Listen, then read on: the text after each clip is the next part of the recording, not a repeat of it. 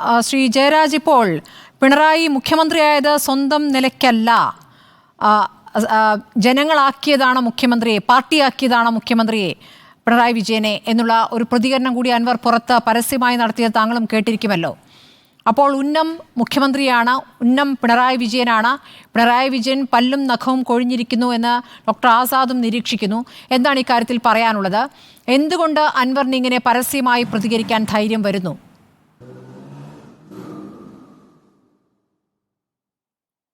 സ്മൃതി, ആദ്യമായിട്ട് പറയേണ്ടുന്നത് 1975 മുതലുള്ള 75 വരെ സമീപകാലത്തുള്ള കണക്കെടുത്ത് പരിശോധിച്ച് കഴിഞ്ഞാൽ ഈ പോലീസ് ഉദ്യോഗസ്ഥരും ക്രിമിനലുകളായിട്ടുള്ള നെക്സസിന് ഒരുപാട് ഉദാഹരണങ്ങൾ നമുക്ക് ചൂണ്ടിക്കാണിക്കാനായിട്ട് കഴിയും. കാരണം കഴിഞ്ഞ 10 വർഷത്തെ ട്രാക്ക് റെക്കോർഡ്, ആഭ്യന്തര വകുപ്പിൻ്റെ ട്രാക്ക് റെക്കോർഡ് എടുത്ത് പരിശോധിക്കുകയാണെങ്കിൽ ഏതാണ്ട് 100-ലധികം ഉദ്യോഗസ്ഥരെ സേനയിൽ നിന്ന് ഡിസ്മിസ് ചെയ്തു. അത്രയും ബോൾഡായിട്ടുള്ളൊരു സമീപനം പിണറായി വിജയൻ്റെ ഭരണകാലത്താണ് ആഭ്യന്തരമന്ത്രി അയക്കുന്ന കാര്യത്താണ് നടന്നതെന്നുള്ള കാര്യം നമ്മൾ കാണാതിരുന്നൂടെ. പിന്നെ ബാക്കി സംസാരിക്കുന്നതെല്ലാം ഊഹാപോഹങ്ങളാണ്. സാധാരണ പോലീസുകാർക്കെതിരെ നടപടിയെടുക്കുന്നതിനെ കുറിച്ചല്ലോ, തലപ്പത്തിരിക്കുന്നവരുടെ ക്രിമിനലുകളാണ് എന്ന വിവരമല്ലേ പുറത്തേക്ക് വരുന്നത്.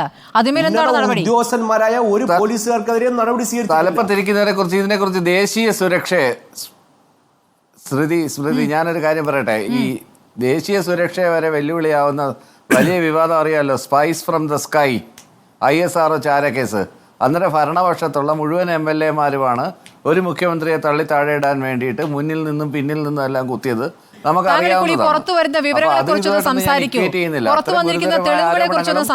ശ്രീ ജയരാജ്, അല്ല, ചരിത്രം പറയാതെ എങ്ങനെയാണ് നമ്മൾ പറ്റുമോ? അല്ല, നമുക്ക് എല്ലാ ചരിത്രത്തിലും എല്ലാ കാര്യങ്ങളും ഒരുപോലെ സാമാന്യവൽക്കരിക്കാൻ പറ്റുമോ? എല്ലാ ചരിത്രവും ഒരുപോലെയല്ല.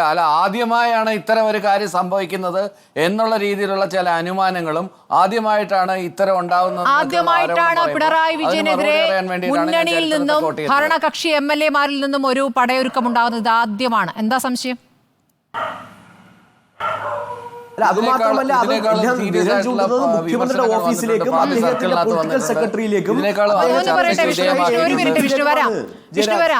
ജയരാജ് പറയട്ടെ. ഇപ്പൊ ആരാണ് സംസാരിക്കുന്നത്? താങ്കൾ പറയൂ. അങ്ങനെയുള്ള ഒരു ആരോപണം വന്നു കഴിഞ്ഞാൽ മുഖ്യമന്ത്രി വളരെ വ്യക്തമായിട്ട് തന്നെ പറഞ്ഞു, ഇതിനകത്തുള്ള പുഴുക്കുത്തുകളെ മാറ്റിയിരിക്കും, കൃത്യമായ നടപടി ഉണ്ടാവും, ഒരു ദിവസം കൊണ്ട് നടപടി എടുക്കാൻ പറ്റുമോ? അന്വേഷണം നടക്കുന്നതിന് മുമ്പിലെ ഇതെന്ത് സ്വിച്ചിട്ട ലൈറ്റ് എത്തുന്ന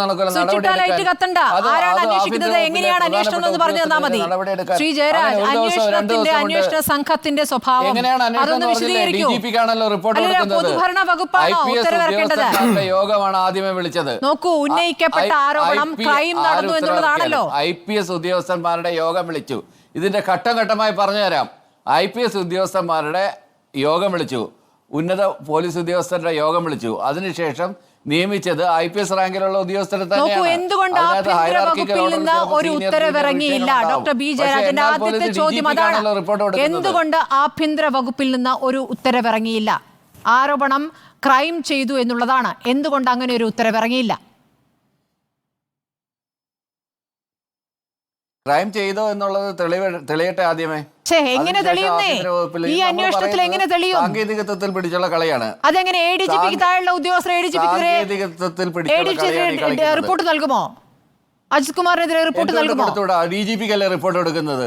DGP-ക്ക് റിപ്പോർട്ട് കൊടുക്കുന്നത് അന്വേഷിക്കുന്ന ആരാണ്? CBI കൊണ്ട് ഡോക്ടർ B. ജയരാജ്, താങ്കൾ ഇവിടെ സാമാന്യ ബുദ്ധിയുള്ളവരോടാണല്ലോ സംസാരിക്കുന്നതല്ലേ? എത്ര സമയം എടുക്കും ഇതിന്റെ റിപ്പോർട്ടർ ഉണ്ടാവും? പൊതുജനം വിഡ്ഢികളൊന്നും അല്ല ഡോക്ടർ B. ജയരാജ്. അതെ. ADGP അന്വേഷണത്തിന് ഇറങ്ങിത്തിരിക്കുകയല്ല. അദ്ദേഹത്തിന്റെ കീഴിലുള്ള 4 ഉദ്യോഗസ്ഥരാണ് അന്വേഷിക്കുന്നത്. ആ 4 ഉദ്യോഗസ്ഥർ എന്ന് പറയുന്നത് അജിത് കുമാറിന്റെ കീഴുദ്യോഗസ്ഥരാണെന്നേ. ഈ റിപ്പോർട്ട് കിട്ടി ബോധിച്ചു എന്ന് പറയുന്ന റോൾ മാത്രമേ DGP-ക്ക് ഉള്ളൂ. ശ്രീ B. ജയരാജ്, ക്യാപ്റ്റൻ ഇറങ്ങി അന്വേഷിക്കുന്നില്ല. ഡോക്ടർ ജയരാജ്, ക്യാപ്റ്റന്റെ കാര്യമൊന്നും പറയണ്ട.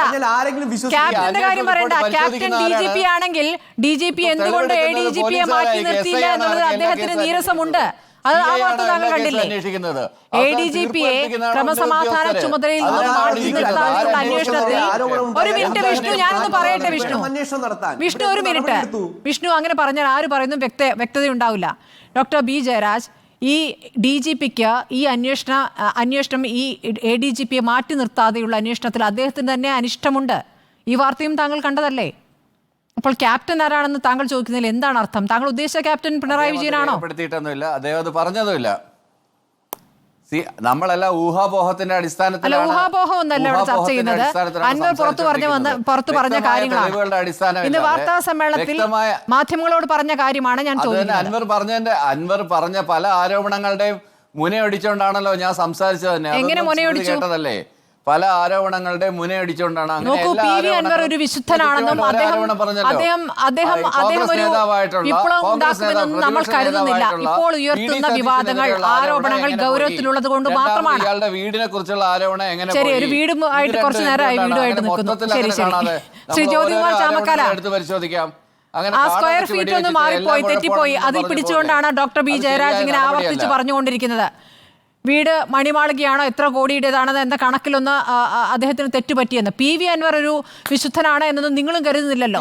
PV അൻവറിന് ഒരു മിനിറ്റ്, ഞാൻ ജ്യോതികുമാർ ചാമക്കാലയോട് ചോദിക്കട്ടെ. ശ്രീ ജയരാജ്, ജ്യോതികുമാർ ചാമക്കാല പറയട്ടെ. VD സതീശന് വന്ന ഒരു കണ്ടെയ്നർ നോട്ടിനെ കുറിച്ച്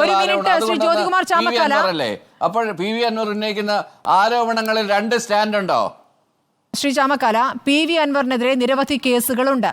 ആ കേസുകളൊക്കെ അടുക്കിപ്പെറുക്കി ഇപ്പോൾ തന്നെ അവിടെ അന്വേഷണ സംഘത്തിന്റെ പക്കൽ എത്തിക്കഴിഞ്ഞു എന്നുള്ള വിവരം കിട്ടുന്നുണ്ട്. കാരണം ADGP ഉന്നയിച്ച പരാതിയിലും കൂടിയാണല്ലോ അന്വേഷണം. അതെന്താണ് പരാതി എന്ന് പറയുന്നില്ല, ADGPയുടെ പരാതി കൂടിയാണല്ലോ ഈ സംഘം അന്വേഷിക്കുന്നത്. അപ്പോൾ അൻവറിനെതിരായ ഒരു കുറ്റപത്രമായി അന്വേഷണ റിപ്പോർട്ട് മാറുമോ? ശ്രീ ചാമക്കാല, ഇവിടെ ഇടത് നിരീക്ഷകനായി വന്നിരിക്കുന്നയാൾ പറയുന്നത് അദ്ദേഹം തന്നെ PV അൻവറിന്റെ എല്ലാ ആരോപണങ്ങളുടെയും മുനയെ ഒടിച്ചു എന്നാണ്. അപ്പോൾ പിന്നെ ഇനി അന്വേഷണവും വേണ്ട, ആരോപണവും വേണ്ടല്ലോ. ഏതായാലും അത് അവിടെ നിൽക്കട്ടെ. ഇവിടെ അദ്ദേഹം പിന്നീട് ചോദിച്ചത് ശ്രീ VD സതീശനെതിരായിട്ട് വന്നിട്ടുള്ള ആരോപണത്തെ സംബന്ധിച്ചാണ്. ശ്രീ VD സതീശനെതിരായിട്ട് വന്നിട്ടുള്ള ആരോപണത്തെ സംബന്ധിച്ച് കഴമ്പുണ്ടെങ്കിൽ കേരള പോലീസ് അന്വേഷിക്കട്ടെന്നേ, കണ്ടെത്തണമെന്നേ, ഒരു തർക്കവുമില്ല. പക്ഷേ ശ്രീ രാഹുൽ ഗാന്ധിക്കെതിരായി വളരെ നീചമായി നടത്തിയിട്ടുള്ള ഒരു സ്റ്റേറ്റ്മെൻറ്റ്, ആ സ്റ്റേറ്റ്മെൻറ്റ് നടത്തിയത് PV അൻവറാണ്. ആ സ്റ്റേറ്റ്മെൻറ്റ് ശ്രീ രാഹുൽ ഗാന്ധിയുടെ DNA പരിശോധിക്കണമെന്നാണ്. ആ DNA പരിശോധിക്കണമെന്ന് പറയുന്ന സ്റ്റേറ്റ്മെൻറ്റിനെ എൻഡോഴ്സ് ചെയ്തത് കേരളത്തിൻ്റെ മുഖ്യമന്ത്രി പിണറായി വിജയനാണ്. PV അൻവറിൻ്റെ സ്റ്റേറ്റ്മെൻറ്റ് എൻഡോഴ്സ് ചെയ്തത്. ഞാൻ അതിന് അപ്പുറത്തേക്ക് ഒന്നും പറയുന്നില്ല പിണറായി വിജയനും PV അൻവറും തമ്മിലുള്ള ബന്ധത്തെ സംബന്ധിച്ച്. ഇവിടെ അദ്ദേഹം പറയുന്നത് എന്താണ്, പിന്നെ സേനയിൽ നിന്ന് 100 പേരെ പുറത്താക്കി, വലിയ കാര്യമായി പോയി. ഇവിടെ വളരെ കൃത്യമായി കാര്യങ്ങൾ പറഞ്ഞിരിക്കുന്നു. പിന്നീട് ചോദിക്കുന്നത് എന്താണ്, അന്വേഷിക്കുന്നയാൾ, ഞാൻ ചോദിക്കുന്നത് അന്വേഷണ ചുമതലയുള്ള IGയും DIGയും ലോ ആൻഡ് ഓർഡറിലല്ലേ ഇരിക്കുന്നത്. മിനിമം ഇവരെ രണ്ട് സെക്ഷനിൽ നിന്നെങ്കിലും എടുത്തൂടെ? അതിന് ഏറ്റവും അഭികാമ്യമായിട്ടുള്ളത് എന്താണ്? ഈ ലോ ആൻഡ് ഓർഡറിൽ നിന്ന് ADGPയെ മാറ്റി നിർത്തുക. അത് മാറ്റി നിർത്തുമ്പോൾ തന്നെ പൊതുസമൂഹത്തിന് മനസ്സിലാവും ഗവൺമെൻറ് ഇൻറ്റൻഷൻ, ഇച്ഛാശക്തിയെ സംബന്ധിച്ച് ജനങ്ങൾക്ക് മനസ്സിലാവും. എന്തുകൊണ്ട് തയ്യാറാകുന്നില്ല? ഇവിടെ ഗവൺമെൻറ് ഇച്ഛാശക്തി എന്താണെന്ന് ഇപ്പോൾ ജനങ്ങൾക്ക് മനസ്സിലാവുന്നേ. ഒരു കാരണവശാലും ഈ MR അജിത് കുമാറിന് നേരെ വാളോങ്ങാൻ അല്ലെങ്കിൽ അദ്ദേഹത്തിനെതിരെ ഒരു നടപടി എടുക്കാനുള്ള ആർജവം കേരളത്തിന്റെ ആഭ്യന്തരമന്ത്രിക്കില്ല. ശരി, P ശശിക്കെതിരായ ഒരു നടപടി എടുക്കാനുള്ള ആർജവം കേരളത്തിന്റെ മുഖ്യമന്ത്രി പിണറായി വിജയൻ, ഞാൻ പറഞ്ഞോട്ടെ പ്ലീസ് സ്മൃതി, ഇനി പാർട്ടിക്കെതിരെ പറഞ്ഞ കുറേ ആരോപണങ്ങളുണ്ടല്ലോ, ആ നടപടി എടുക്കാനുള്ള ആർജവുമില്ല. ഇനി MV ഗോവിന്ദൻ ഉണ്ടോ എന്നറിയട്ടെ. ഇവിടെ BJPയുടെ പ്രതിനിധി കുറച്ച് ചില കാര്യങ്ങൾ പറഞ്ഞു, എനിക്ക് അത് കൃത്യമായി മറുപടി പറഞ്ഞേ പറ്റൂ. സ്മൃതി, അദ്ദേഹം പറഞ്ഞ എന്താ, BJP നേതാക്കളെ ആർക്കും പോയി കാണാം. ഇവിടെ പ്രകാശ് ജാവദേക്കർ EP ജയരാജനെ പോയി കണ്ടതാണോ? EP ജയരാജൻ പ്രകാശ് ജാവദേക്കറെ വന്നു കണ്ടതാണോ? പ്രകാശ് ജാവദേക്കർ അതുമായി ബന്ധപ്പെട്ട് ഇതുവരെ വെളിപ്പെടുത്തിയിട്ടുണ്ടോ? അതിനെ സംബന്ധിച്ച് എന്തെങ്കിലും അഭിപ്രായം പറഞ്ഞിട്ടുണ്ടോ? ഇവിടെ രാജീവ് ചന്ദ്രശേഖരനും EP ജയരാജൻ തമ്മിലുള്ള ബാന്ധവം എന്താ, ബിസിനസ് ബാന്ധവത്തെ സംബന്ധിച്ച് നിങ്ങൾക്കറിയില്ലേ? ഇനി അദ്ദേഹം പറയുന്നത് ദത്താത്രേയ ഹൊസബിളയെ സംബന്ധിച്ച് ഞങ്ങളുടെ ചോദ്യം ADGP കണ്ടിരുന്ന ദിവസം തന്നെ പറഞ്ഞിട്ടുണ്ട്, കണ്ട സമയം പറഞ്ഞിട്ടുണ്ട്, ഏത് സാഹചര്യത്തിലാണെന്ന് പറഞ്ഞിട്ടുണ്ട്, ആരോടൊപ്പമാണ് പോയിട്ടുള്ളതെന്ന് പറഞ്ഞിട്ടുണ്ട്, ഹയാത്തിൽ നിന്നാണ് പോയിട്ടുള്ളതെന്ന് പറഞ്ഞിട്ടുണ്ട്, ഇത് ആർക്ക് വേണ്ടിയാണെന്ന് പറഞ്ഞിട്ടുണ്ട്. അതിനകത്ത് ADGPയോ അല്ലെങ്കിൽ മുഖ്യമന്ത്രിയോ ഇതുവരെ പ്രതികരിച്ചില്ലല്ലോ. BJP നേതാക്കന്മാർ മാത്രമാണല്ലോ മുട്ടിന് പ്രതികരിക്കുന്നത്. ഇനി അദ്ദേഹം പറയുന്നത് ഇവിടെ പ്ലീസ് തീരട്ടെ, ഞാൻ വേറെ ഒന്നും പറയുന്നില്ല. അദ്ദേഹം പറഞ്ഞതിന് മറുപടി മാത്രം, കോൺഗ്രസിനെ സംബന്ധിച്ച് പറഞ്ഞതിനുള്ള മറുപടി മാത്രം. അദ്ദേഹം പറയുന്നത് പിന്നെ തൃശ്ശൂരിൽ BJP ജയിച്ചതോടെ ചെമ്പരത്തി പൂ വെച്ചു കോൺഗ്രസ് നേതാക്കന്മാർ ഉൾപ്പെടെയാണ്. അങ്ങനെയാണെങ്കിൽ ബാക്കി 19 സ്ഥലത്തും ചെമ്പരത്തി പൂ വെച്ചിരിക്കുന്നത് BJP ആണല്ലോ. രാജീവ് ചന്ദ്രശേഖർ ഉൾപ്പെടെയുള്ള ആളുകൾ ചെമ്പരത്തി പൂവുമായി വെച്ച് നടക്കുന്നത്. ഇനി ഇവിടെ BJPയെ സംബന്ധിച്ചും CPMനെ സംബന്ധിച്ച് അവരുടെ ബാന്ധവം, ലോക്നാഥ് ബെഹ്റ ഉൾപ്പെടെ, ലോക്നാഥ് ബെഹ്റ DGP ആയിരിക്കുമ്പോൾ ഇവരുടെ പാലമായിരുന്നു. ഇപ്പോൾ MR അജിത് കുമാർ പാലമാണ്. പിന്നെ അദ്ദേഹം പറഞ്ഞ പുനർജനയെ സംബന്ധിച്ചും അതുപോലെ തന്നെ സോളാറിനെ സംബന്ധിച്ചുമാണ്. പുനർജനയെ സംബന്ധിച്ച് അല്ല ഞാൻ പറഞ്ഞ മറുപടിയെ പറഞ്ഞുള്ളൂ, ചോദിച്ചുള്ള മറുപടി പറയണ്ടേ, ആരോപണങ്ങൾക്ക് മറുപടി ഉണ്ടേ. ശരി, പറയൂ. പുനർജനിയുമായി ബന്ധപ്പെട്ട് ഏത് അന്വേഷണത്തിനും തയ്യാറാണെന്ന് പറഞ്ഞിട്ടുണ്ട്, ഏത് അന്വേഷണത്തിനും തയ്യാറാണെന്ന് പ്രതിപക്ഷ നേതാവ് പറഞ്ഞിട്ടുണ്ട്. അന്വേഷിക്കട്ടെ, നിങ്ങൾക്ക് തർക്കമുണ്ടെങ്കിൽ ദേശീയ അന്വേഷണ ഏജൻസി അന്വേഷിച്ചോട്ടെ, ഞങ്ങൾക്ക് തർക്കമില്ല. സോളാർ കേസ് അന്വേഷിച്ചത് CBI അല്ലേ സഹോദര ശ്രീ വിഷ്ണു? CBI അന്വേഷിച്ചല്ലേ ആ കുറ്റപത്രം കൊടുത്തത്. പിന്നെ നിങ്ങൾ എന്തിനാ ഈ സോളാറിന് പുറകെ പിടിക്കാൻ വന്ന BJP തന്നെ? അപ്പോൾ ഇവിടെ സ്വർണ്ണക്കടത്തുമായി ബന്ധപ്പെട്ട് ഇവിടെ ബാന്ധവം എവിടെയുള്ളത്? സ്വർണ്ണക്കടത്തുമായി ബന്ധപ്പെട്ട് മുഖ്യമന്ത്രി ഒന്നും ചെയ്യുന്നില്ല. ലൈഫ് മിഷനുമായി ബന്ധപ്പെട്ട അന്വേഷണം എങ്ങുത്തുന്നില്ല. കരുവന്നൂർ കേസുമായി ബന്ധപ്പെട്ട അന്വേഷണം എങ്ങുത്തുന്നില്ല. SFIOയുമായി ബന്ധപ്പെട്ട അന്വേഷണം എങ്ങുത്തുന്നില്ല. അതുപോലെ തന്നെ പൂരം കലക്കലുമായി ബന്ധപ്പെട്ട അന്വേഷണം എങ്ങുത്തുന്നില്ല. SNC ലെവലുമായി ബന്ധപ്പെട്ട അന്വേഷണം തിരിച്ചു. ഒരുപാട് കാര്യങ്ങൾ അങ്ങനെ ചൂണ്ടിക്കാണിക്കാറുണ്ട്.